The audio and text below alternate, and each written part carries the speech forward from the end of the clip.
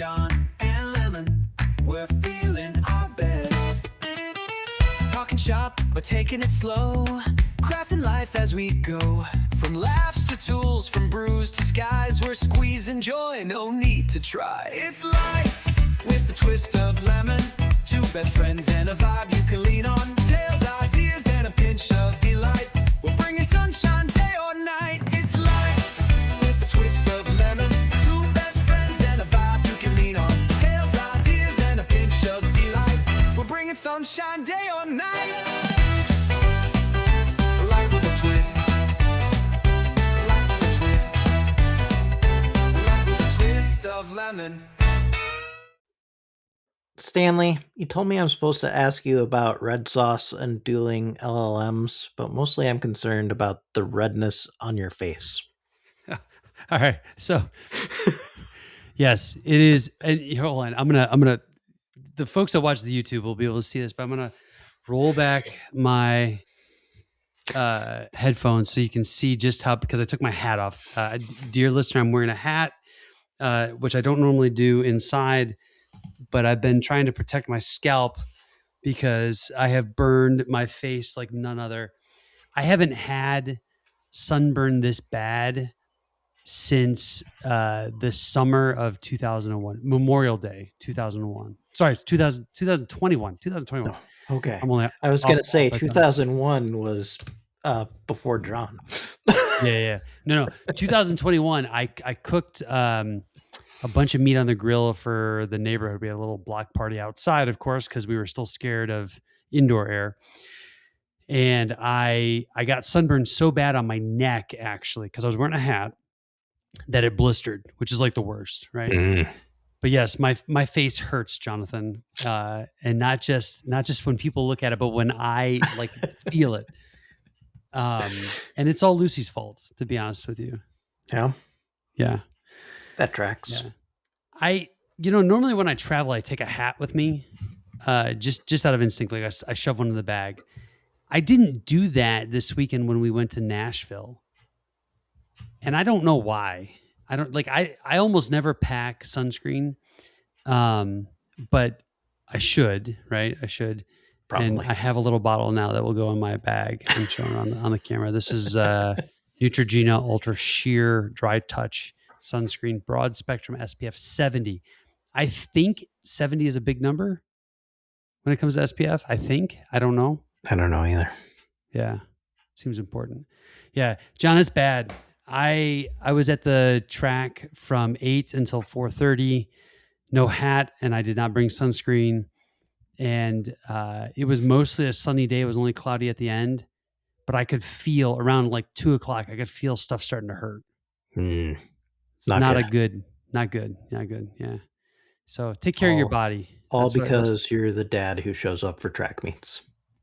I did. It's funny. I've seen memes on Instagram. I didn't understand them until this weekend, where it's like, moms or dads, right, who it's their kids' first season of track, which it's mine, and those who are like on season 7, right? And the difference is they bring sunscreen, they bring food, they bring they don't bring just chairs, they bring full on canopies. Yep. Yeah. I saw those parents, and I thought at first I was like, you're ridiculous. Doesn't seem so ridiculous anymore. Do I need to go make friends with them?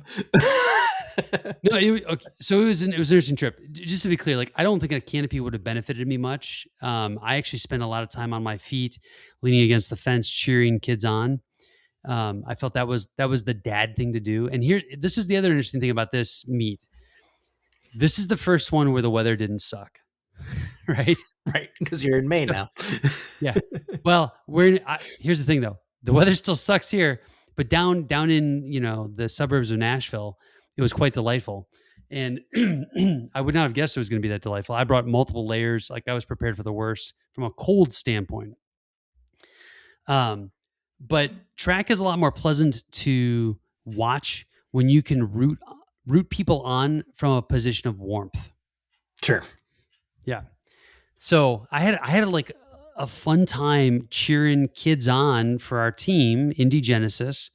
And I actually I enjoyed the meet. Now I will say there's diminishing returns at about 4 hours. Right? So about 4 hours, like For you or for the people you're cheering on? both, but more so for me because yeah. At 4 hours, man, I was just like, okay, can I go to my car, take a nap? Like, what can I do? And I read part of the Iliad. Nice. Yeah. Book 2, there's this thing called the Catalog of Ships. Turns out the Catalog of Ships can put you to sleep while sitting upright on a bleacher in the sun. Okay. Yeah. Don't like the Iliad, huh? No, I'm actually loving it. But the Catalog of Ships was painful, right? I'm really enjoying the Iliad. By the way, think about like things I didn't think I would say when I was in my 20s, right? Reading the Iliad at my daughter's track meet in Nashville. It's a little weird. Yeah, didn't have that on the bucket list. That was not. I didn't check that one off. I mean, I did check it off, but it wasn't one that I thought I needed to check off. Yeah. No, it was a good meet. Definitely got too much sun. My face hurt before I left. I had some interesting culinary experiences, which we should talk about. I don't know if we should do a pre or post red sauce. What do you want to do? Let's do post, because at least one of them is gonna take off the twisties.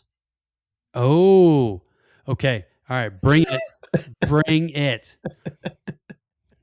Okay, so what did I text you? By the way, are you consuming any beverages tonight? I am not anymore. I did mix myself a Manhattan earlier.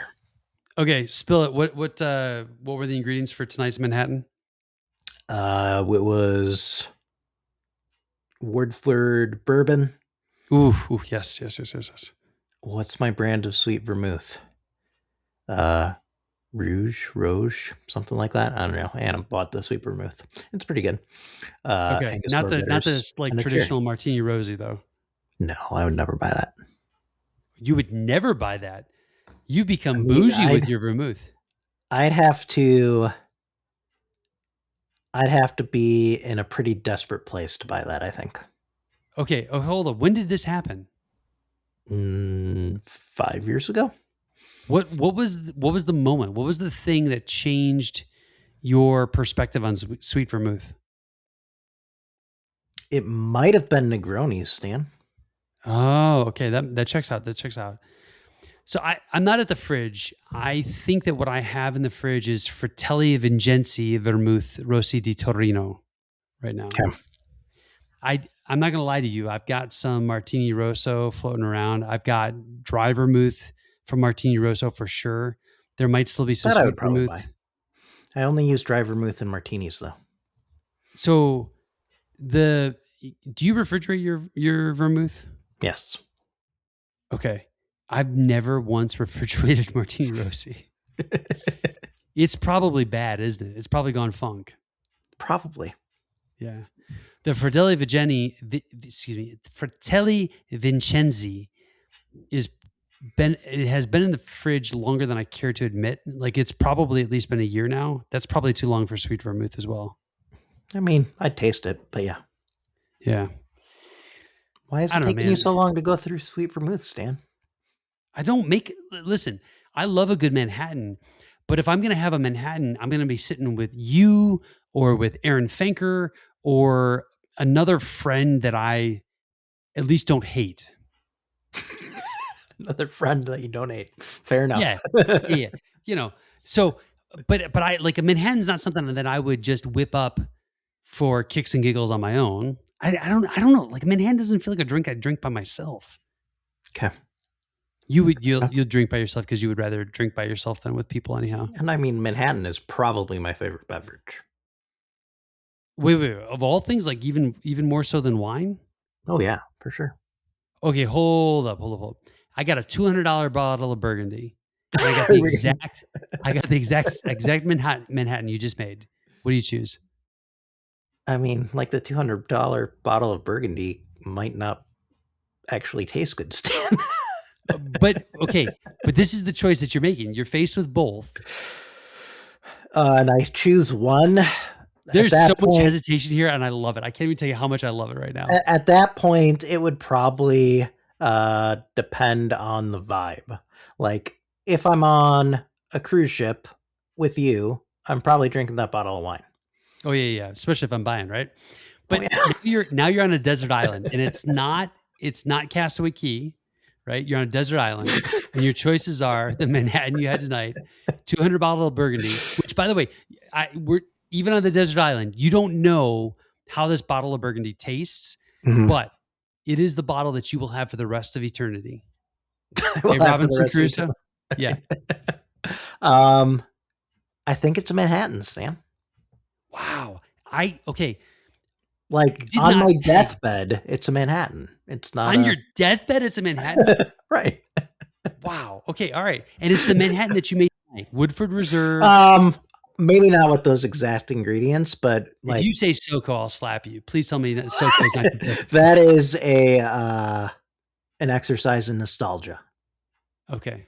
Which I respect, right? Like the whole reason I drink a Manhattan is principally nostalgia. It's someone else's nostalgia, but it's, yeah. I think I like rye more than bourbon in my Manhattan. My go-to is Bullet Rye, which is very, very good. I get up your rye game. If Probably. Bullet's a great mixing rye, but if that's the rye that you're choosing on your deathbed, we have failed you. I mean, it's a cheap bottle of rye that tastes good to stand. It's not. I wouldn't actually call it cheap. By the way, like Bullet's not cheap rye. There's definitely cheaper rye, Right. but I think so. I don't know if you remember this. Aaron Finker was coming to visit. One of the times that like his family got prolifically sick. One of the times. at my home. Yeah, one of the times, because like that's yeah. An ill Finker is just par for the course. Anyhow, he for some reason told me the thing he wanted to try was Whistle Pig. Okay. Right. And because I was like, you pick out the bottle and I'll get it ordered from Total Wine, and we'll just roll that. Whistle Pig is a respectable rye. Also, for what's worth, if you can find Woodford rye is fantastic. It's just hard to find. But you gotta up your game. If you want to up your game here in Indianapolis, I'll do that. I'll do that. But all right. But we have wine to drink, Stan. We do. But like, what are you gonna have for lunch, right? This is the thing. So this is the problem. When you and I get together, right? It's not a matter of like, are we going to have a drink? It's like, how much are we going to drink? And just to be clear, you and I I don't think we've ever, with except two occasions, we've never like had drinks to get drunk. Okay. On two occasions, we've had drinks so that I could get you drunk. Correct. Right. Because that's, yeah. But like you and I are usually like, let's try this fancy or craft thing and discuss it. Right. Correct. Yeah. So the problem is never like, we're never looking to get smashed, but we may get a little tipsy because we're busy talking about the finer points of Whistle Pig rye. That's my prediction for the future. The real problem is when I'm ready to go to sleep and Stan wants to open another bottle. Right, because I'm on second or third wind, right? And the problem is when you come here, like this is the thing. When you come here next time, I have had basically. When was the last time you were here? It's been a year, right? Probably. Yeah, I have bottles that I have been saving up. No, I was there for Thanksgiving, so half a year. Half a year. But think about what's happened. Like Robert Mondavi happened in that gap, right? Yep. I have $100 bottle of a Robert Mondavi that I have not opened, that is solely dedicated for letting Jonathan Kohlmeier have the experience that I had with his bottle, right? Yep. I think when you were here, we did I poured an inaugural and I poured a Frappato, which I'd saved a bottle of each of those for you. I have actually some Brut that's waiting for you. Really? I have a rosé. That I saved because I thought Kohlmeier would have a freaking blast having this rosé, right? All right. If next time you're here, every 2 hours we open a bottle, I don't think we'll get through all the things that I've earmarked for Kohlmeier time. And you want to go on 3 different bike rides, so it's the only way. It's the only way. Right. So if you're here for 3 days, we go on 3 bike rides. At that rate, the goal is to burn 1 bottle of wine per day. Okay. Right. Fair enough. Gosh, can you imagine how, like, the robots are going to read the transcript of this and think we're alcoholics? The reality is, people, we love Really? craftsmanship. It's That is always been true. about craftsmanship. Even going back to the milkshake reviews, it was about craftsmanship. Which we should bring back at some point. Oh, I don't know that my waistline can handle that. I mean, at least one. At least one. Yeah. So actually, when you were in Nashville, you should have tried the greatest milkshake I've ever had. So I need to clarify. I was in Lebanon. I wasn't actually in Nashville. And if you go look at the map, Lebanon is like Elgin is to Chicago. Right. So they, like, people in Elgin, they say they're from Chicago. They don't mean it. Right. And they're fundamentally different. Like in Elgin, they put ketchup on their hot dogs. There's nothing Chicago about Elgin except for the fact that it's the end of a metro line. Right. I'm going to offend somebody. That's okay. My uncle lives in Elgin. There's nothing, like, to be clear. Apart you can get a good hot dog in Elgin too. You can, yes, you can. And to be clear, nothing wrong with Elgin. It's just not Chicago. But people from Elgin say they're from Chicago. Right. Okay.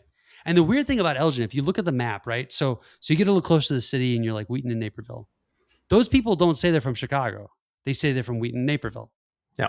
Right. And people know that, or like they say they're from Schaumburg, right? Or, whatever. Like they pick a city, and because there's this weird ring outside of Chicago where people close say enough they're to Chicago that people want to realize they don't want to be from Chicago. Exactly. It's a weird thing. But then you get a little further out, and suddenly, like, Elgin and Elburn, and even sometimes in Joliet, like the only reason people say they're from Joliet is because someone watched the Blues Brothers. Like that's all. It's, or people from Aurora. People from Aurora, they want to say that they're from Chicago, but it always goes back to Wayne's World. Right? Fair enough. This is the thing. Now, where I'm from, it's quite literally called West Chicago. That's the name of the town. It's 30 miles west. It's the most confusing thing ever, because if I say I'm from West Chicago, everybody's like, "Oh, the West Side." I'm like, no. I'm a suburb, West Chicago. So now, what I do today is I say to folks, like, I'm from this little town that's tucked in between Naperville and Wheaton, which is like, it's the dumbest way to identify where I'm from. Correct. I don't know, John. To be fair, the majority of people who you're telling this to probably don't actually have any idea of what Chicago is like or where things are located. So I wouldn't stress about it. They don't.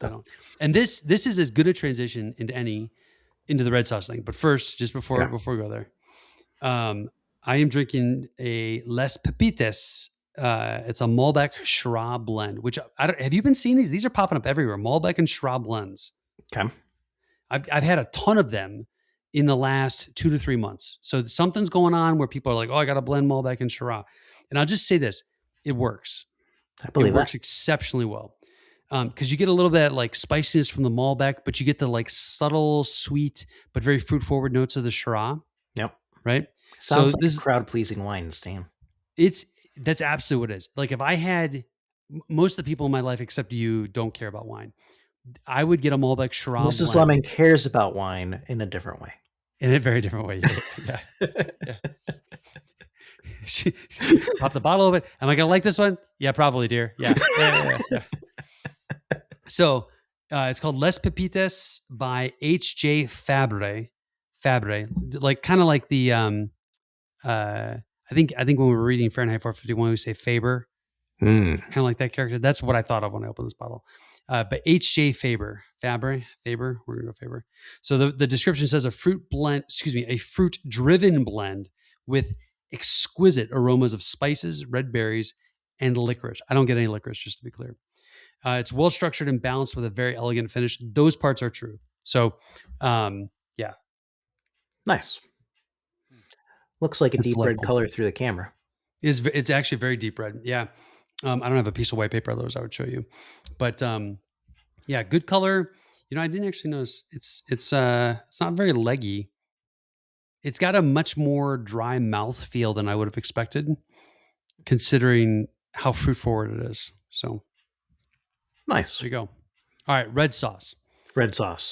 So I went to dinner with my beloved, and I did the thing that I never do, John. I took her out for pizza. Yeah. Always a gamble. Except I'd been here once before with Evelyn. I took Evelyn. We had like a daddy-daughter night. It was just her and I. It's this place called Shindig, SHIN space DIG. Just like it sounds, Shindig, right? So it's part of this Cunningham restaurant group here in Indianapolis. Mrs. Lim and I have been to a bunch of their restaurants, and there's several of them that we like a lot. And they have what I would call gourmet. This feels like the wrong word, but gourmet pizza. Yep. So like they've got a really fantastic crust, and then they just throw a bunch of crap on it. Hipster pizzas. Yeah, it's probably hipster pizza. Not that there's anything wrong with that, but the kicker here is if you look at the options on the menu, they're all over the place, right? The one that I got with Evelyn, I think it was called like the bee's knees. It had a couple different meats, and then it had hot honey drizzled over top. Nice. Hot honey on a pizza is freaking phenomenal. I bought a bottle of hot honey because of this. Nice. Okay, so game on. It's going to happen at some point here at the Lemon House. Our favorite Cunningham restaurant is called the Livery, and you've not been there because it's been 6 months since you've been here. Well, But for the past, I don't know how many times I've been there, you cook for me, and we haven't gone out. we got to mix it up, man. We got to come more frequently. It's all good. It's all good. We'll make it happen. So this pizza we had tonight was a joint venture with the Livery. The Livery makes really good tinga de pollo. They've got kind of like a Spanish fusion flavor thing going on at the Livery. It's really good. I like it. But where I'm going with this is we got into discussing red sauce, and I made a comment to my wife that I thought she would appreciate. Okay. Right?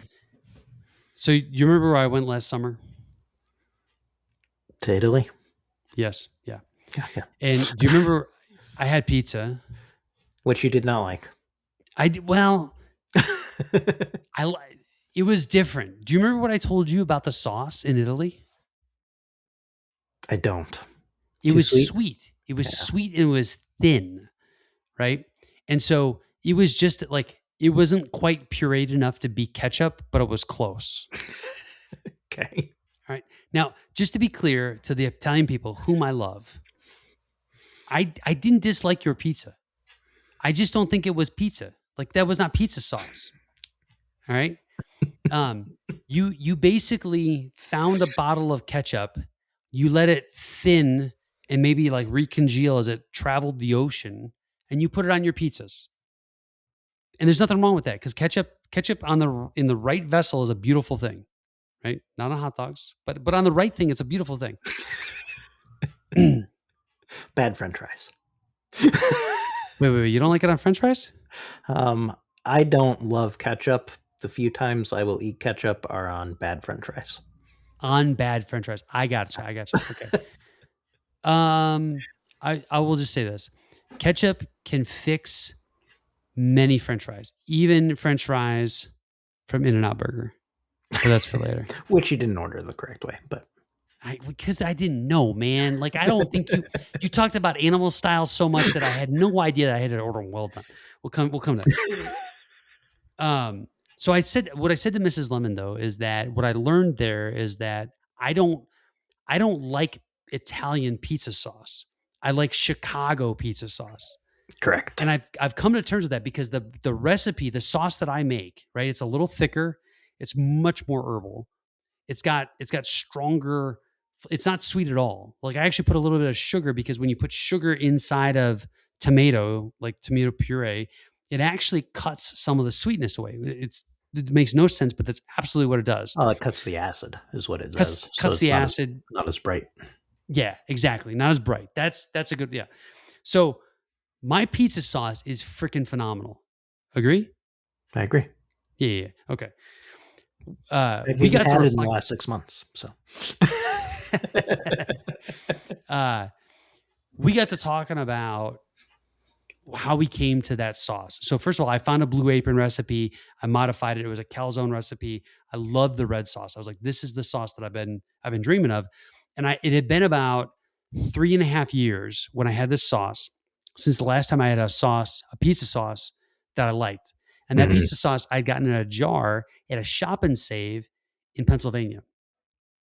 Okay. And they stopped distributing it. Like we'd grab it all the time, buy multiple jars. It was all we used. And then suddenly it was gone and it really messed with me.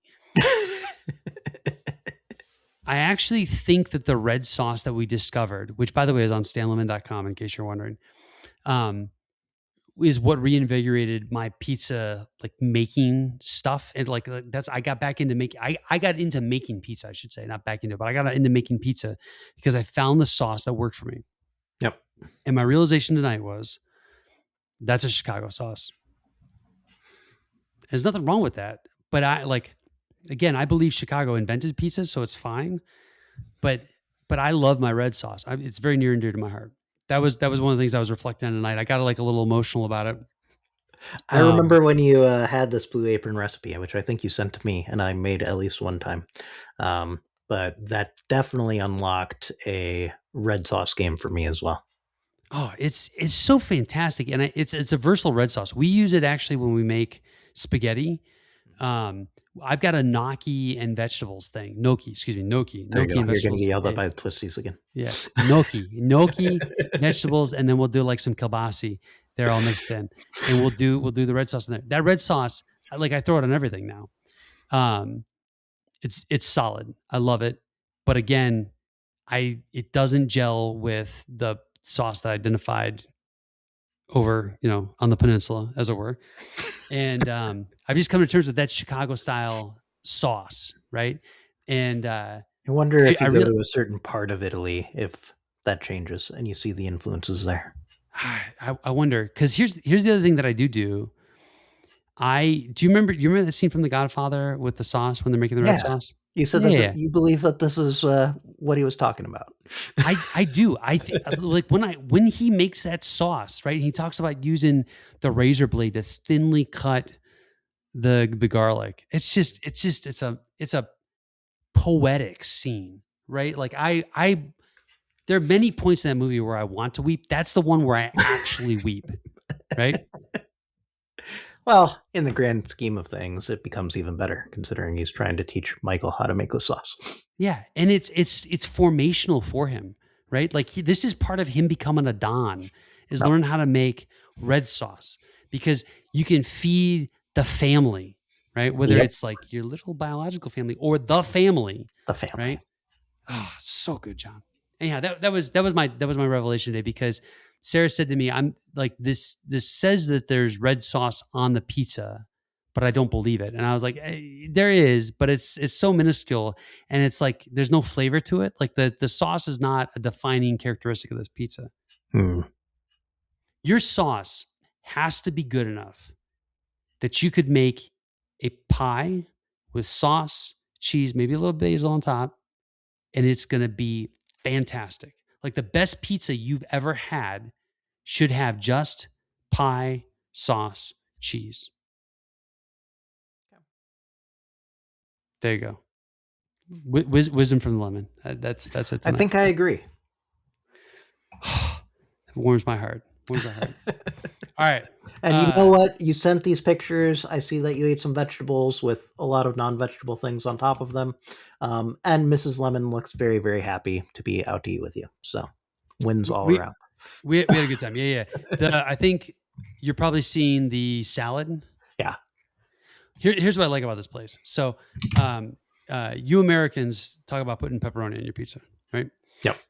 In Italy, they do soppressata. Soppressata is a magical thing because it's like a merging of salami and pepperoni with some heat.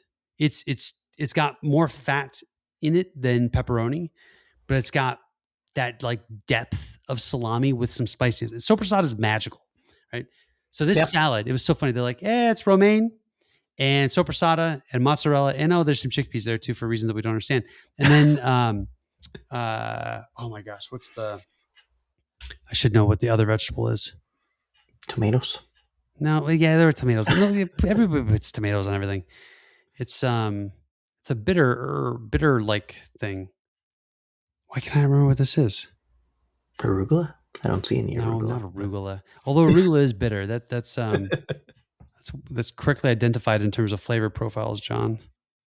I'm gonna look this up because it's gonna drive me nuts. Wings, pizza, not wings. Drive-through, build your own pizza, sweets, not pizza. Supposedly there are salads on this menu. Oh, here we go. House salad. Pickled onion, scallion, sunflower seed. There was no sunflower seed on this at all. No, no, this is not right. This is not what I had. They made up a Big's salad chopped just for you. salad. I'm sorry, endive. It was endive. Ugh. Okay. When was the last time you had endive?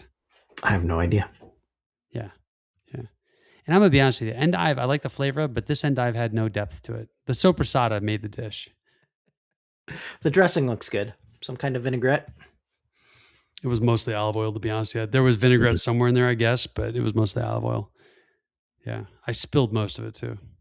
But all right, good little joint. If you're in Indianapolis, highly recommend for a piece of would you call it hipster pizza? Hipster pizza, sure. Hipster pizza. For a slice of hipster pizza and maybe a salad. I don't know. They got good draft beer too, but I couldn't talk Mrs. Lemon into the wine tonight because there was beer. Well, there was beer, but so the only thing they had by the bottle was Segura Vidas Cava Rose from Spain. So a rosé. It was $15 a bottle, which is in and of itself a little sus. Yeah. Okay. But that was the only thing they had by the bottle. Then they, by the glass, they had some Pinot from California, a Sangiovese from Italy, which probably would have been fantastic, and then a Cab from California. So, like, I don't know, you don't go to a place like this looking for wine, right? You want to get 3 Floyd's beer on draft. That's what you want. That's what here's the thing that blew my mind though. They had Oberon on draft. Really? It seems early, isn't it? Yeah, that's what I'm saying. So wait, okay. Anna would get that. Oh, really? Yeah.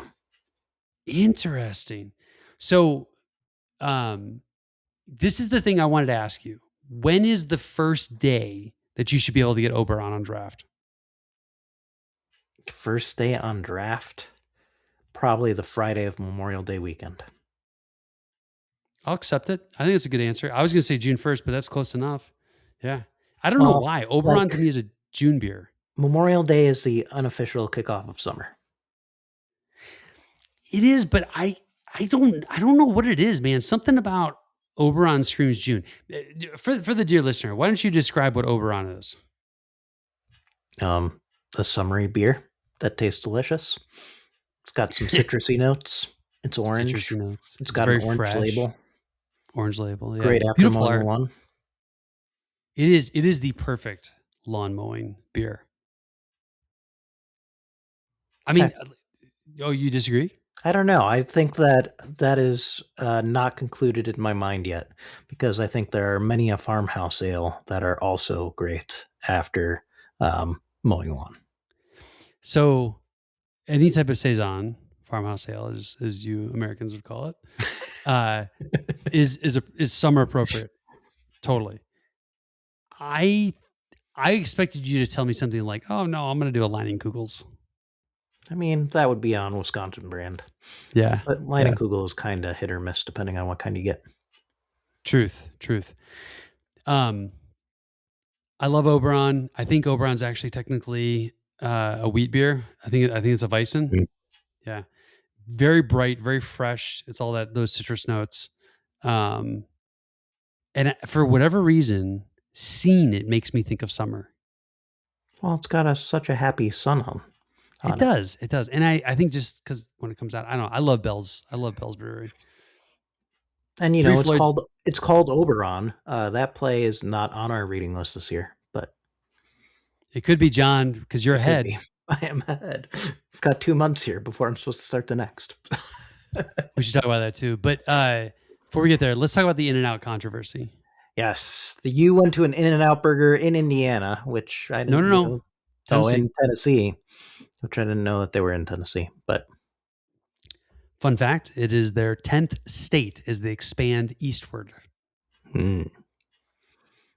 There's a big plaque. I feel like some of these things, as they continue to expand, where they used to be very regionally located, it kind of loses the allure. Okay. You said some of these things. What other things come to mind?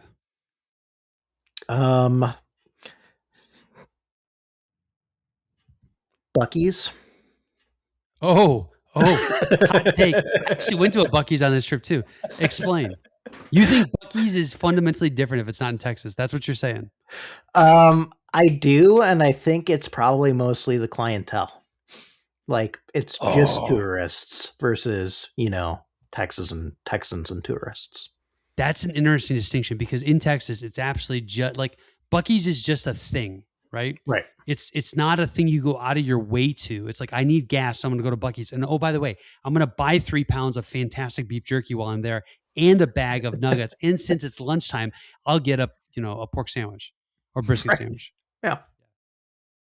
Yeah, that's interesting. I hadn't considered that. I will say this. So the one that I've been to probably the most times in my life, to be honest with you, I've been to them in Texas.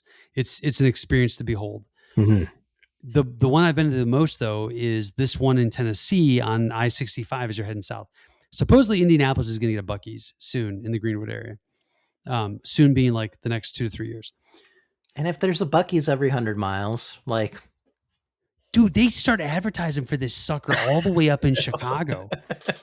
This is like, I don't know what the marketing geniuses at Buc-ee's have figured out. But if you're driving down 65, even from my house, by the time I get to Buc-ee's, I have seen no less than 10 billboards. Right. I don't know what those suckers cost, but all it is a logo of Buc-ee, right? And the number of miles, and sometimes left. a quippy phrase. Right. And it works. It's very effective. And do you remember what any other billboards were for on the strip? No. Yeah, I know, right? Like that's the thing. I don't know. I'm sure there was a Chick-fil-A. There had to be a McDonald's one, probably a Pilot or Love's, but I couldn't tell you what. I remember like at one point seeing like 217 miles. Like it was a weird number, right? But I can actually see the billboard. Right. That is some good branding. It is some good branding. It will be interesting to see if they lose their, I don't know, what would you call that? If it waters down, I don't even know how to describe what would happen. Supply and demand. It's all economics. Yeah, I don't know. But like losing the authenticity, maybe that's what I'm going for. The authenticity of the brand as it moves outside of Texas. Is that possible? And does that matter? Because in supply and demand, like it doesn't matter, right? What do you think about Portillo's? Do you think this has kind of happened with Portillo's the farther you get away from Chicago? I do. Although what's wild about Portillo's is like if you go to the one in Maryville here in Indiana, which is the one in Indiana closest to Chicago, the Chicagoland area. It's the same vibe, man, in terms of like the way they work the drive-through and the way they work the line. The thing that's different is the people behind the counter don't talk to you like a Chicagoan. You know? There you go. And it's weird to I don't know. It's weird to articulate. The other thing is at least the one here in Indianapolis. Actually, maybe we have two. We have two because we got one on the north side and the one on the west side. I'm thinking of the one on the west side. They like walk around the dining room and come and check on you like it's Chick-fil-A or something. Huh. Yeah, like that's nobody in Chicago is going to check on how your meal is, right? They hand it to you in a bag and they wish you good luck. And if you need to talk to them again, it's to go and get your drink refilled, which you have to go up to, by the way. God help me, if someone at Portillo's walks out to my table and asks me if I need a refill. Something's wrong. Yeah. It's just like, it's the authenticity. So like, even in Milwaukee, I've had a less than stellar experience at Portillo's. Like everything from like the service was off to it took forever. And it like, this is not what Portillo's was built on. Portillo's is the NASCAR of fast food. Right. And it's everything tastes good. It's messy. It's greasy. Nobody's counting calories. One of the worst things that ever happened for Portillo's was they introduced salads. Like if you want a salad, it's called Gardenera. All right. Or when you're ordering an Italian beef, you just say hots. You want your salad, you say hots. They'll put the Gardenera on the Italian beef, and there's your freaking salad. You want vegetables? They'll come into you pickled.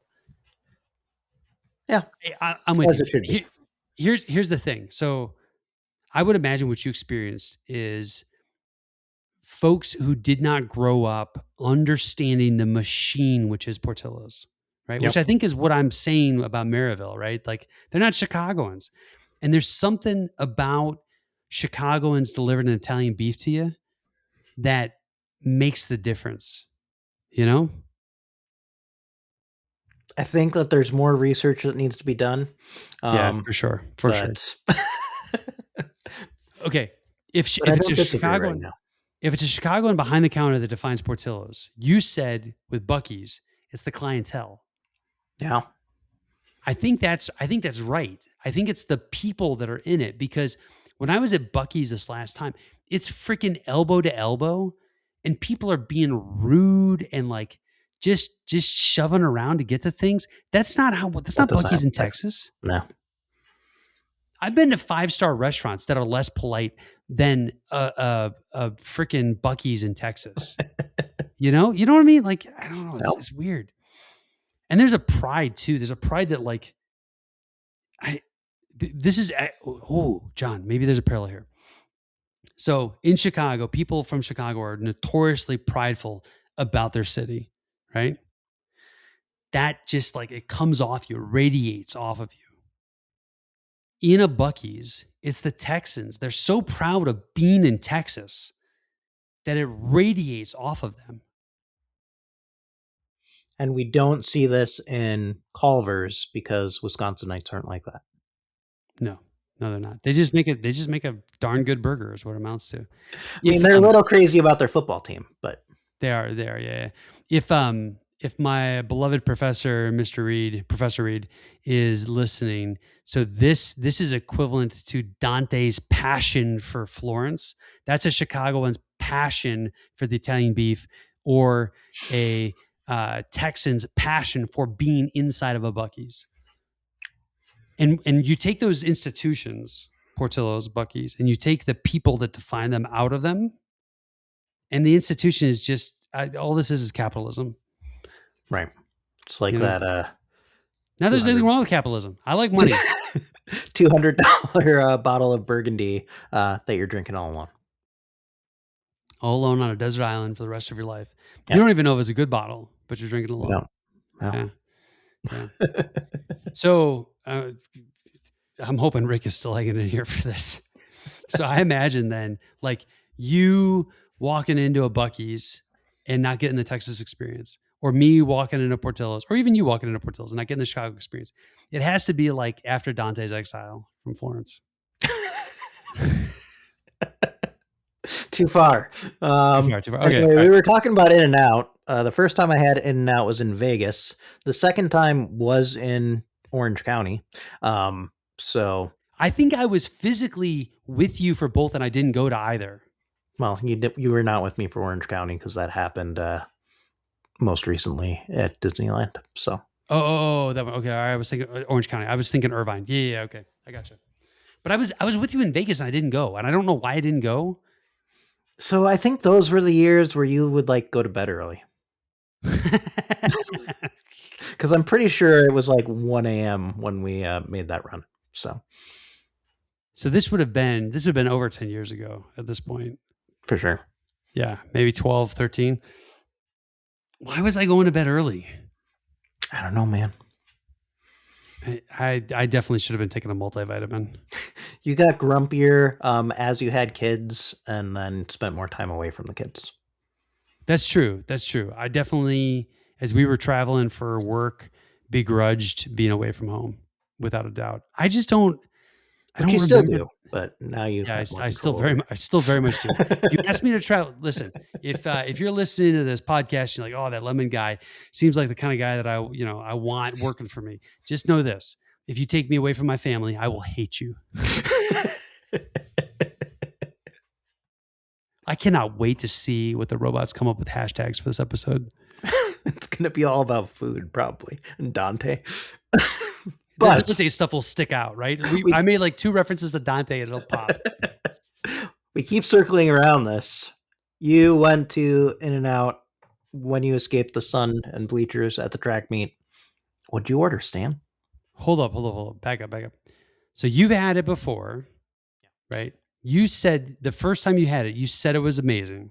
I did. Yeah. You were with your father-in-law Yep. who loves food as much as he loves the Lord God himself. True. Okay. And he also said it was amazing. I like hamburgers. You and I have talked a lot about hamburgers. We have. There's probably a whole episode about them. There has to be at least one episode about it. But this has been, for me at least, this has been a gap in my repertoire and the things I've tried, right? Yep. So I felt like I had to close the gap because there was one right there. I'm going to be honest with you. I've got a trip coming up to LA, and I had been thinking to myself, like, how do I leave Disneyland long enough just to try an In-N-Out burger so I can check it off the list?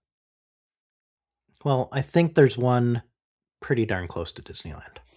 But the question remains, would that have been a good use of my time at Disneyland? Right? How many days are you going to be there?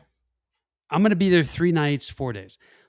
This was the question that haunted me as my skin was cooking in the sun. Okay.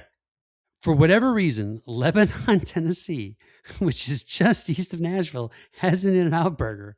I don't know why. I don't know what's going on in Lebanon, but They don't have a Hattie B's, but they don't have a Hattie B's. And the crazy thing about this is it's like less than a mile from the high school that I was at, right? Yeah. Like the only thing between me and In-N-Out burger was a Dollar General. So why wouldn't I, Jonathan? That's what I kept asking myself. Why wouldn't I go? So as I pulled up, I texted you and I said, there's a line outside the building. I decided I wasn't going to go to the drive-thru. I was going to go inside because I feel like part of this in my mind was the experience of going inside.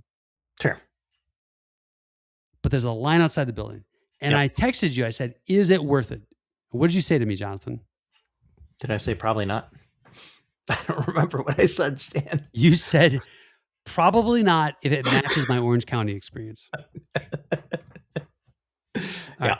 So now let's take a break. Tell the listener about your Orange County experience because apparently Vegas was amazing. Vegas over 10 years ago was amazing. I mean, I was young and had no palate. I don't know. We went there. Wait. You had no palate. What about your palate needed to develop to take this Las Vegas experience and translate it to the Orange County experience? I just want to know, because your amygdala was formed, son. Like, what was it that had to change? I have no idea, Stan. I can only say it was the group of people that I was with and their excitement rubbed off on me. Okay, we're Maybe gonna come there's back. more salt. So That's there. We got 2 options. It was people or it was salt. I accept both answers. And you would have won this round of Jeopardy. But yeah, I went. I think it was the first day we were there. Again, there was a long line. Inside was actually kind of dirty, which I do not remember from the Vegas experience. That's not good. That nobody wants to go into a dirty restaurant ever. Like that's just bad. And so I ordered my double animal style. This is in California too. These folks took COVID seriously, and the restaurant was dirty. Yeah. All right, I've got no explanation. Like, listen, you pretentious people on the West Coast, whom I love all of you. What's going on? Clean your freaking restaurants. And with my 2-year-old daughter, so it's like extra. Yeah, because she's got to touch everything. Yeah. So I got that, and I ordered my fries well done. I did not go with animal style fries, but those are all so okay. Sat down, ate it, and honestly, I think the burger was just kind of dry. Okay. For the listener who does not know Jonathan Kohlmeier, what is your favorite fast food burger? What is my favorite fast food burger? Do I know this? I thought I knew the answer. This is funny. Yeah, come on, John, think about it. I mean, I really enjoy Culver's burgers. Okay. I enjoy a Five Guys burger. I know you have some issues with the bun. That's what I thought you were going to say was Five Guys. Yeah. Okay. Well, the problem with Five Guys is you're paying like $22 for a burger. So money doesn't matter though. You've got a $200 bottle of Burgundy to wash all this down with.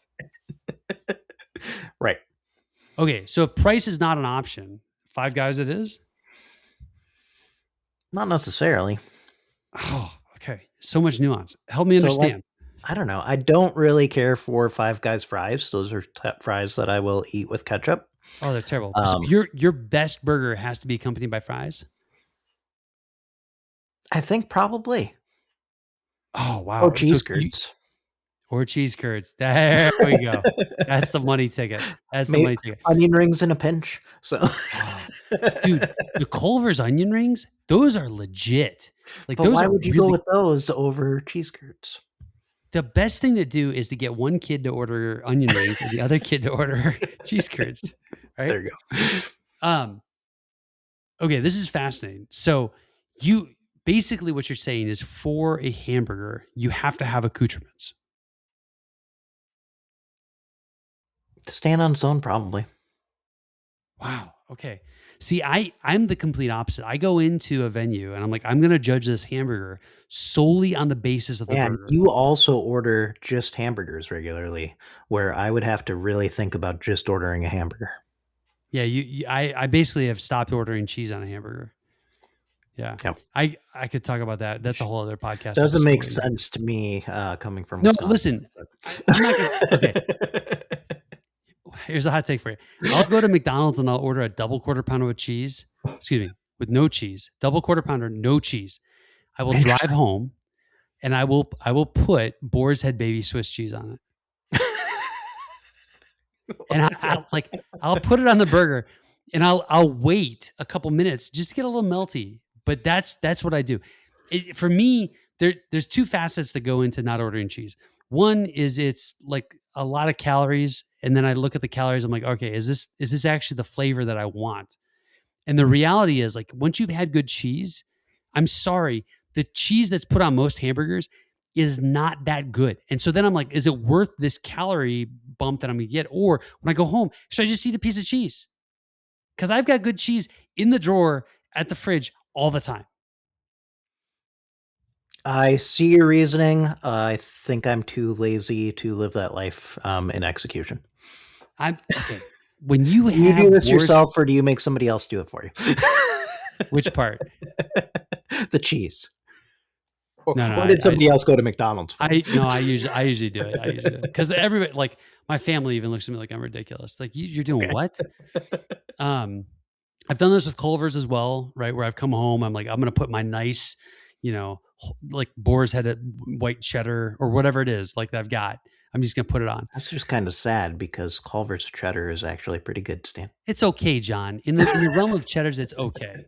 All right. Like I know you're Mr. Wisconsin over here, but the fact of the matter is that you're gonna get so much better Wisconsin cheddar from a deli than you are from Culver's. Okay. That's mass produced cheddar. It happens to be like probably 65% cheese product as well. I'm just saying, like, cheese is it's like wine. Like, it's a beautiful thing, and when you eat it, you should really enjoy it. Sidebar: when you spend your time near LA, will you be stopping at our cheese shop? It's too far out of the way. I've already mapped it. That's what I came out to. So we've got to figure out a reason to fly into LAX sometime, Stan, and then it's right there.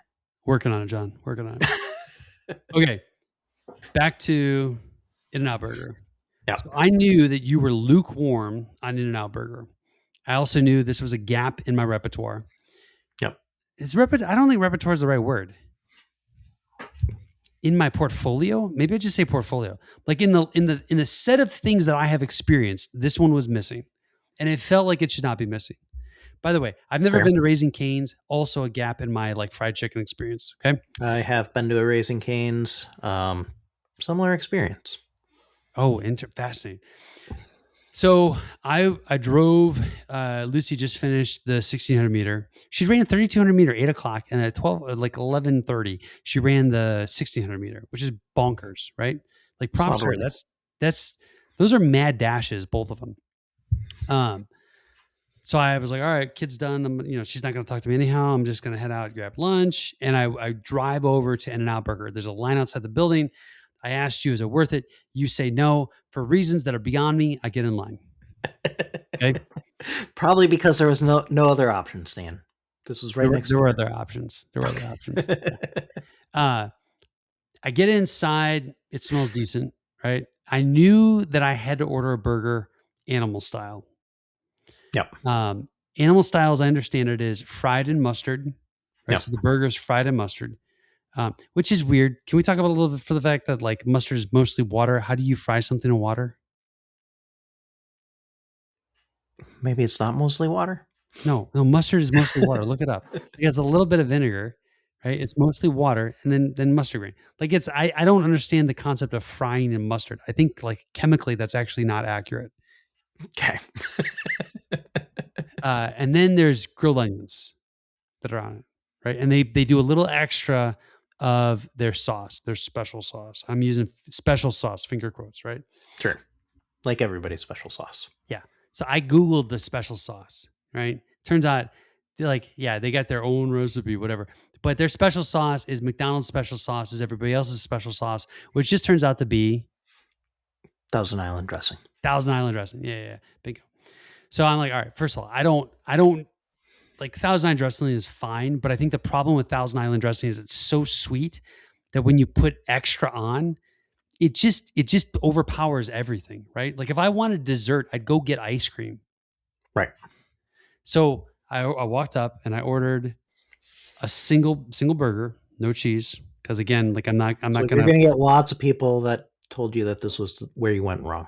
the lack of cheese. If the lack of cheese is the thing that makes their burger, oh my god! I'm just saying. My father-in-law will be the worst offender. I love a cheeseburger, right? With good cheese. Sure. I don't believe there's first of all, if you ordered the animal style, the way that it's supposed to come with the extra sauce, you would never frickin' taste the cheese in the first place. All right. Okay. So I got the burger. I said, go light on the sauce. I recognize that will be controversial. My objective here is taste the burger, right? Because I'm judging the hamburger based upon the burger, not based upon their condiments, right? I can like go get a shot of the special sauce on the side if I want to like evaluate their condiments. This is like Shake Shack sauce, right? Shake Shack sauce is a complete bust. Shake Shack makes a better burger, by the way, but we'll come to that. The burger is small. Yes. It is not particularly flavorful. Agreed. I think a plain hamburger from McDonald's is bigger by volume of beef. Okay. Right? I ordered a double, so I probably should have done double. To be completely honest, I probably should have done double. The bun was fantastic.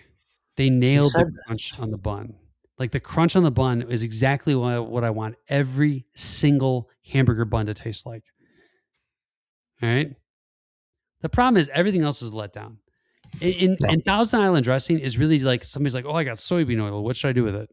You know, that's all it is.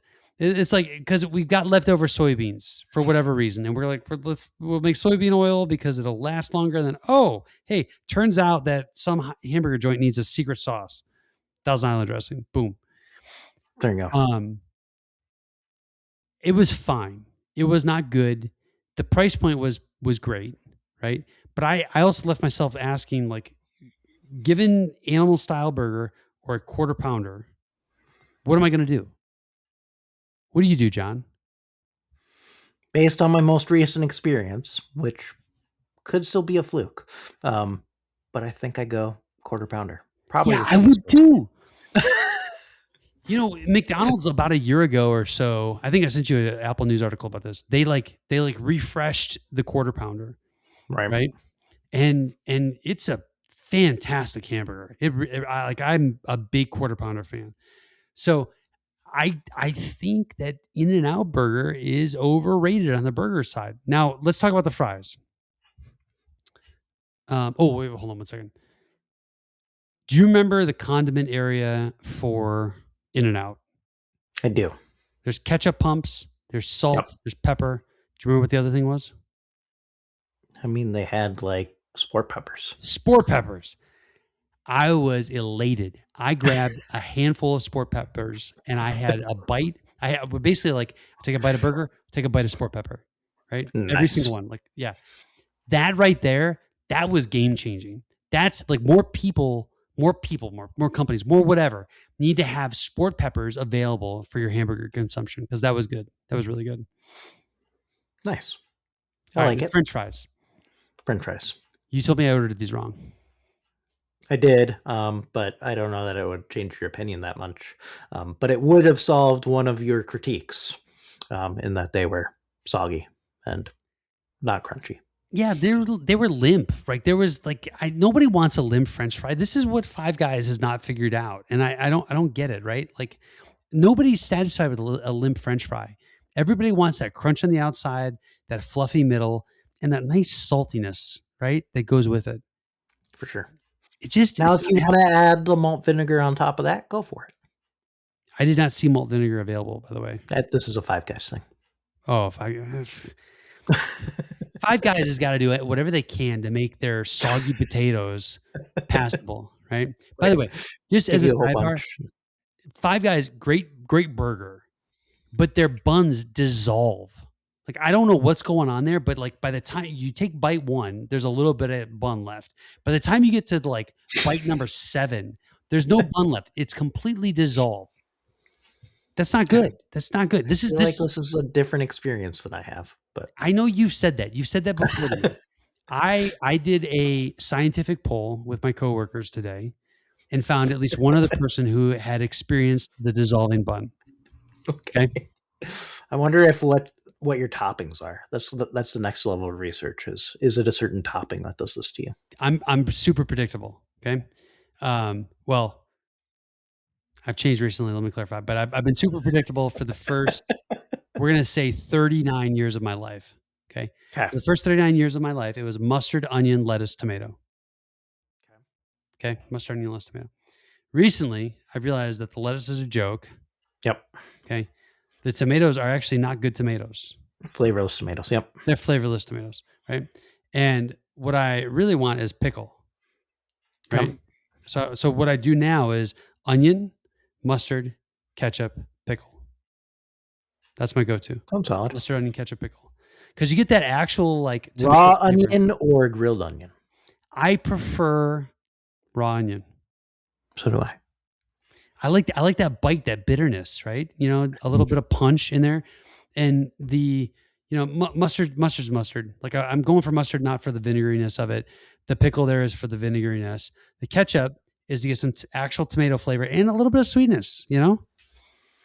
You know what I think you need to try, Stan? Jalapeno. Oh, if it's available, hell yeah. Sorry, heck yeah. Sorry. Oops. there goes our e-box rating. Yeah. How many places actually offer jalapeno? You can't go to McDonald's and get a jalapeno. Five Guys does. Well, yeah. Okay. Yeah. Five Guys will put bacon in your milkshake if you want. Like they'll do just about anything. It's just you got to do with the dissolving bun and use half your paycheck to feed a family. True. Which, by the way, is the advantage I think to In-N-Out Burger. So it was $8.50 for a sandwich and a drink. Sorry, it was $8. It was actually just above $8, and there was like 20 cents extra for the fries. And I thought to myself, like, this is actually the process I went through. I wasn't gonna get fries, right? So I was just gonna get a burger and a Diet Coke. And as I'm walking up, I'm like, John's gonna ask me how were the fries. I know he's gonna ask me how were the fries. So I did the math, right? All in my brain, by the way. No LLMs for this. Did the math, And I was like, LLM's good at math now. They're better. But I determined that it's like 20 cents basically for the fries. And I was like, okay, is 20 cents worth the conversation I'm going to have with John about it? And you decided yes. I decided yes, yeah. And the crazy thing is, as I was making this calculus, I was like, okay, so sunk cost fallacy, right? When I sample these fries, how many do I need to sample in order to determine whether or not they're good or bad? So I had to wait a while for the burger because this place was packed. Because I think when I walked up, they were serving number 28 and I was order number 70. Okay. Oh wow. Yeah. It was not like it. This place went at the wrong time. Yeah. Yeah. It was 12:30. They should have been like doing something else, but they were still there. But I asked myself, sunk cost fallacy. How many fries does it take to create an assessment. I did get ketchup, by the way, and I did something that apparently was offensive to at least 3 other people in the venue. Do you put your ketchup when you squirt your ketchup out? Do you put it directly on your fries? Generally, no. No, you put it to the side, right? Yeah. So at In-N-Out, they give you the little red tray. Would you just drop it on the tray? Probably not, because I wouldn't trust the cleanliness of the tray. Oh, see, I was like, I left all caution to the wind at that point. I just squirted on the tray. I was like, all right, well, you only live once, right? And I guess folks that were standing near me expected it to go on to the fries because I had 1 comment and 2 looks. They didn't have the little cups. Dude, there were so many people around there. I had to reach. This was so stupid. They had 2 little spouts for ketchup, but the little cups were only to the right of the farthest one. So I was at the left one, which meant I had to reach over someone or ask them to hand me one. And I sure as heck am not going to do it because like ask for someone to hand me. Because one thing I'm certain of, even if they don't clean those trays that well, those trays are cleaner than the person's hands that are touching the little cup to give it to me. Right? Probably true. Yeah. So the French fries were disappointing. They were limp. They were soggy-ish. There were also more black spots on the potato than I'm accustomed to seeing, right? I feel like that is not good quality control. Okay, Stan. I mean, think about like the next time you're at Wendy's. Wendy's has good French fries, right? They do. It's been a long time since I was at a Wendy's. So just think about your entire life, right? All 30 some odd years of it. How many times have you gotten more than one blackened French fry? And I'm talking about black, like the like dark potatoey, I guess, rottenness. How many times have you gotten more than one black French fry in an order? Very few. Very few. I can't, to be honest with you, I reflected on 40 years of existence and I can think of one time. Now, it may not be a complete data set, but I can think of one time.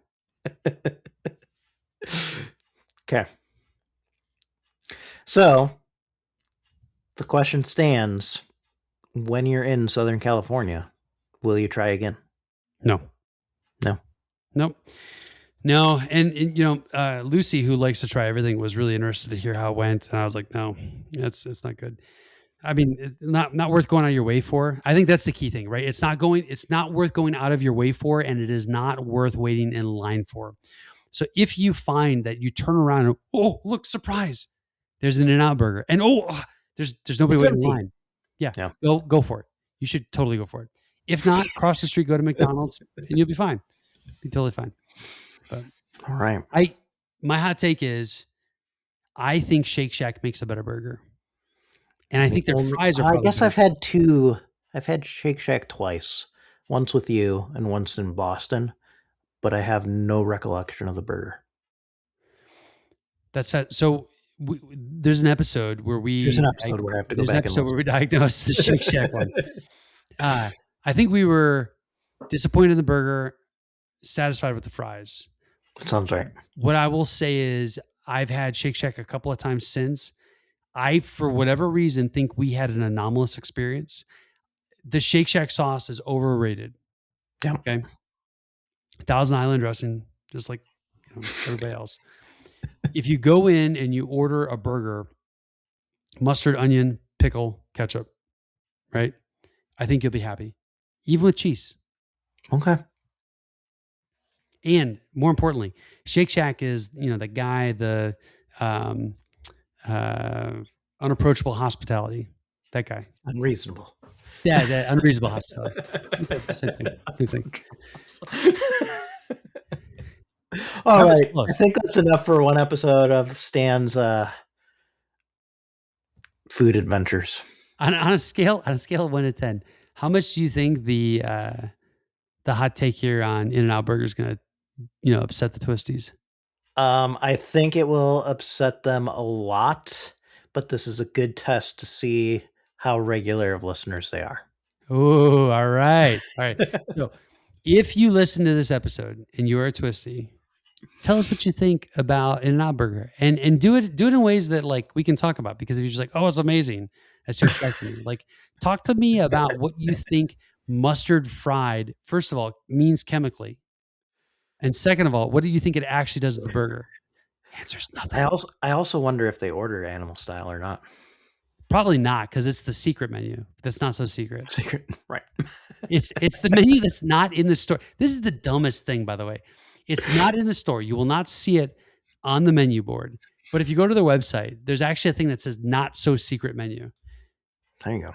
And the So funny why thing don't about they it is just they're put like, it up on the board? the not so secret menu is, our customer hospitality. And I'm like, what, how is that hospital if I have to like be surprised by it or go looking for it? The extra I effort. think the idea here is they'll make a burger however you want it. I don't believe that's possible with the amount of people volume that I experienced, Jonathan. Well, maybe that's something to test out. Yeah, because I want to wait in line for 20 minutes again for a hamburger. Jonathan, we had one other topic to cover today. I guess we say that for next time. Yeah, we should probably put it in our note that we don't really keep up to date anymore. No, we don't, because we're flying by the seat of our pants. Had We to were do going with to talk LLMs. about LLMs, and we were going to talk about Othello, and we were going to talk about, I don't know what else. All right, 5 minutes. That's all we're gonna do on Othello. Go. 5 minutes on Othello. 5 minutes on Othello. Go. Really, really great play. They're all evil, and Not Desdemona. not Desdemona.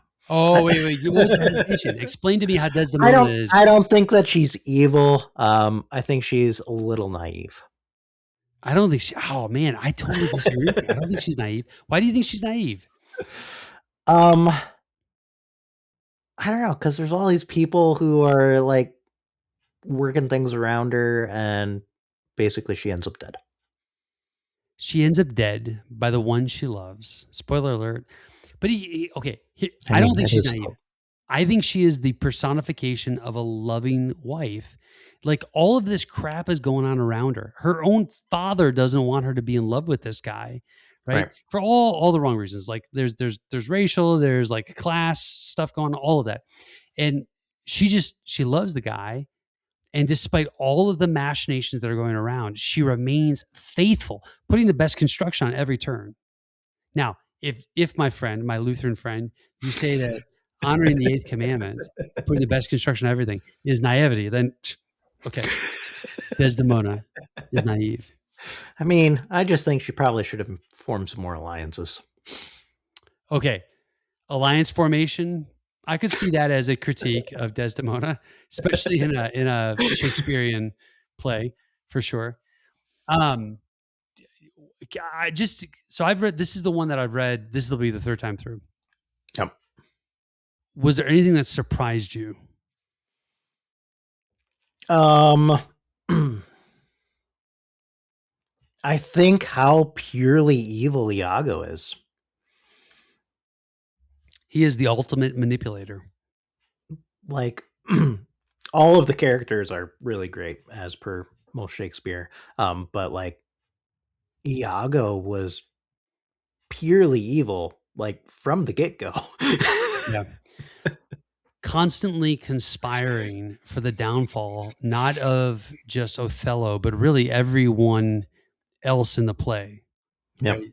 Even poor Desdemona's father, right? Like, he's just, purely evil. What'd you think of Cassio?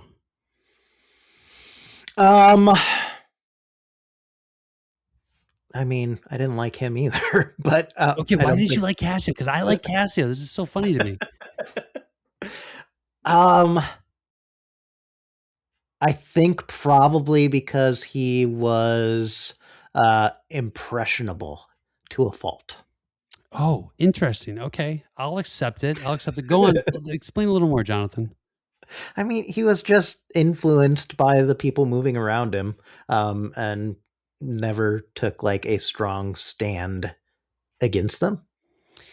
I think what I've always appreciated about Cassio is he is the trusted lieutenant. He is the he's the guy, he loves Othello, right? Like his faithfulness is to Othello to a fault, right? Like really to a fault. But that loyalty, Easy to manipulate. Yeah. yeah, he's easy to manipulate, in part because of his loyalty, and I think that is what I love about him, because I think everyone needs a Cassio in their life, or deserves a Cassio in their life, right? Everybody needs that like the devout trusted lieutenant. You And know? yours is Aaron Finker. Yeah, there's no way Aaron listens to the podcast. One wonders. Oh. But you get what I'm saying? Like there's I don't know, man. Like I don't know either, Stan, because like we're friends, I think, because we push each other when we need to. Yeah, you're definitely not my Casio. Yeah. No, there's not heavy there. And like I very much think through things and process things by arguing ultimately. Like so Casio, right? Like he has we don't know what's happened prior to the story, right? Like he gets the promotion at the beginning. That obviously there was creates a war. There was a war. Battle You don't or know what whatever. happened, right? Like you and I are closer because we went through a organizational war together, as it Right. was, right? But you come out of that. There's this deeply held loyalty. There's something about it that I just like. It's what I want in my masculine characters. I think it's the same reason why I love The Sopranos. Yeah.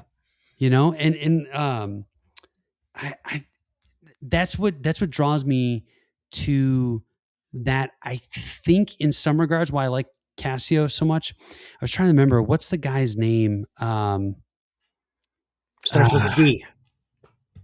Wait. What are we talking about? I was thinking about Sopranos. I was thinking about Sopranos. Paulie. Yeah, Don't Paulie. Paulie is Cassio, right?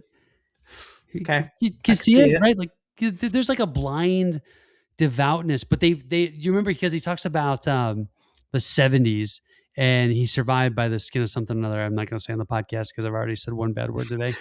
But like I get Pauly vibes from Cassio, and I love it. Now, ultimately, like Cassio is manipulated. He lets himself get manipulated. He falls prey to the manipulation. Iago is over there like a puppet master. Again, Godfather vibes. No. Rodrigo is the buffoon, right? Rodrigo, This whole thing. I can't decide if I'm thinking about, he's probably Chrissy, right? From The Sopranos. Sure. Yeah, it works. You can make a case for it. Yeah. Somewhere, if Rick has managed to make it this far in this episode, a little bit of him is dying inside because I'm recasting Othello with Sopranos characters. Just to be clear. Hey, Sopranos is very Shakespearean. Oh, it's super Shakespearean. But just to be clear, though, Carmela is not testimonial. Not at all. Not at all. If Adriana in her relation to Kristen is the most testimonial character, like, if I had to go there. But, yeah. So, did it end the way that you thought it would end? Because, like with Shakespeare, right? Someone's always going to die in these tragedies, right? Like, did you imagine everyone that died would die? Did you imagine who would survive? I think so. The whole Cassio sequence wasn't exactly how I pictured it would end up. But in the end, yeah. Did the version you read have staging notes? Yeah. Okay. Did you read all the staging notes? The ones that were in the text. I didn't always read the notes on the side. There's some shenanigans with Iago, like because he'll read them and stab somebody. Like you picked up on that. Yeah. Okay. Yeah. This is a fun one to see in person because there's some like subtle stuff that happens off to the side, a stabbing or a whisper or whatever, that you can read, but seeing it performed, you're like, holy cats, this guy is even more manipulative than I thought. Right. So if you ever have a chance to see Othello in person, highly recommend it. I think it's actually only one of two. Do we count the Roz Berman? Is that right? The movie guy, Romeo and Juliet. Oh, I have no idea. I think it's Roz Berman. I should know this. Why is it the robots are all failing me? Baz Luhrmann. I keep saying Roz Berman. Baz Luhrmann. Does watching Baz Luhrmann's Romeo and Juliet with Leonardo DiCaprio, does that count? Probably not. No. Okay. All right. Then I've seen Shakespeare performed in person twice. Both fantastic. Othello was one of them, though. And the subtleties of Othello, those staging notes, totally worth it. So if you get a chance, highly recommend seeing Othello. We need to go to America's Players Theater in Spring Green, Wisconsin, Stanley, and find whatever Shakespeare show of that season is. I don't know half the words you said, but it was in Wisconsin and they have flea skirts, so I'm good. And good hamburger, probably. It's this cool like outdoor theater where you like walk through the woods up this hill, and it's like you are outside, and it's a pretty minimalist production usually, and it's just the actors on stage. So you've been there and you've seen a show. I have seen Macbeth there twice, and I saw Hamlet there once. Ooh, okay. I have never read Hamlet. I have seen Renaissance Man with also, it doesn't count. Let me finish. I've seen it at least 6 times, and I own it with Danny DeVito. Okay, so Macbeth, probably the weirdest play you could have watched. I think that was one of the ones I watched in high school. Yeah, that's a wild one. I don't like having. I've started to read it recently. I stopped for reasons. I got distracted with other stuff. That's one that I'm not really sure is appropriate for high schoolers. Sure. It's out. I'm not really sure Romeo and Juliet is either, but it's out there, man. Macbeth is weird.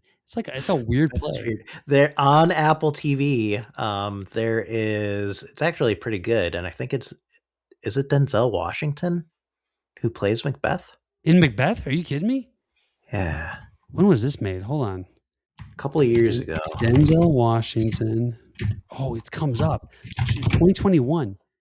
Wait, have you seen this? Yeah, it was pretty good. Okay. It's all like muted color scheme. So you got to get over that. But are there subtitles? I mean, I always have subtitles on, but this was in English. So. Okay. Not in the original Klingon. Got it. So, if you're looking for something to watch some weekend with your bottle of wine, I enjoyed it. Okay, I'll cue that up. Hot take. Evelyn recently informed me that she does not remember the Star Wars movies.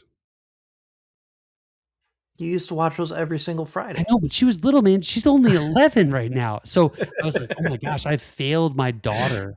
So we're gonna do a rewatch of Star Wars here soon. Nice. The question, and we'll debate this next time: pub order or chronological order? Don't answer, John. It's for next time. It's for next time. All right, sounds good. As I'm looking at the APT website, the 2 Shakespeare plays this season are As You Like It and The Two Gentlemen of Verona. I am not familiar with either of those. Okay, before we dial out, why don't you remind me, what are we reading next? So if we go by the plan that was set out at the end of last year, we will be reading King Lear in Q3 of 2026. Okay, Q3 beginning, I guess that's technically June or July. Sorry. Yeah. July 1st. Okay, King Lear, the other option was The Tempest? Correct. Okay, so if Rick makes it this far, I'd love Rick's opinion. King Lear or The Tempest, which should we go first?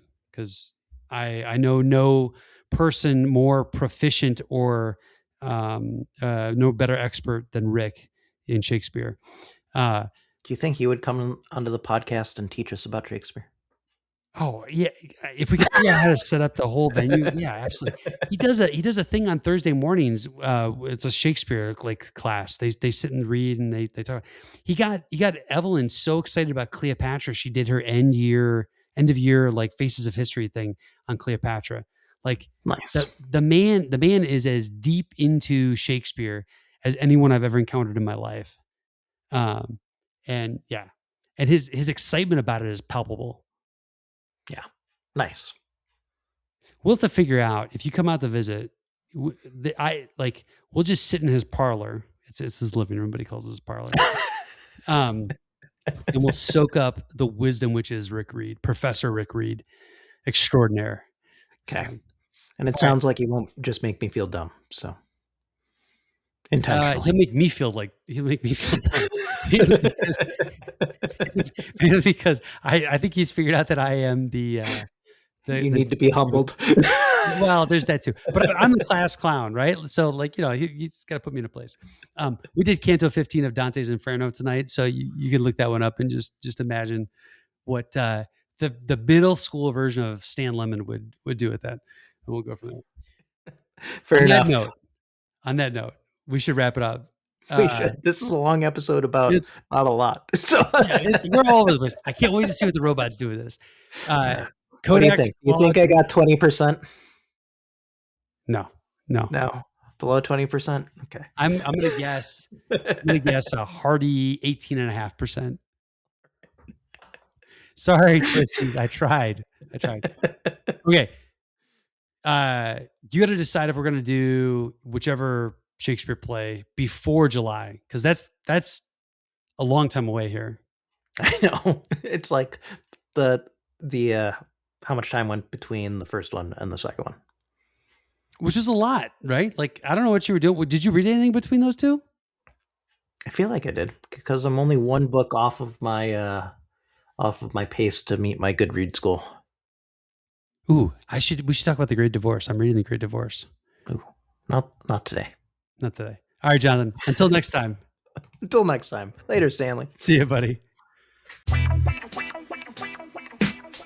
That's a wrap, yo. Time to unplug. Stan and John just served that mug. Twist of lemon, sharp and clean. Truth and tech on your podcast screen. Catch us next time. Don't let it slip. Wisdom packed in every clip.